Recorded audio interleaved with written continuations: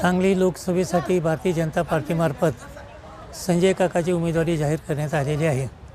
जनमताचा कौल न घेता, निरीक्षकाचा विचार न करता आणि कार्यकर्ते आणि नेतेमंडळीचा विचार न करता भारतीय जनता पार्टीने ही उमेदवारी लादली गेल्यामुळे संजय काकाच्या उमेदवारीला माझा विरोध आहे।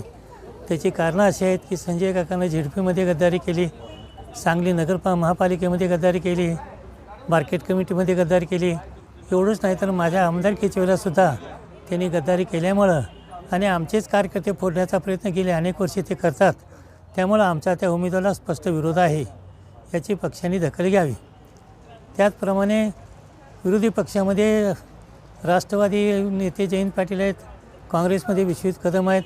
हे दोघंही लोकसभेच्या उमेदवाराच्या बाबतीत मूग गिळून गप्प आहेत।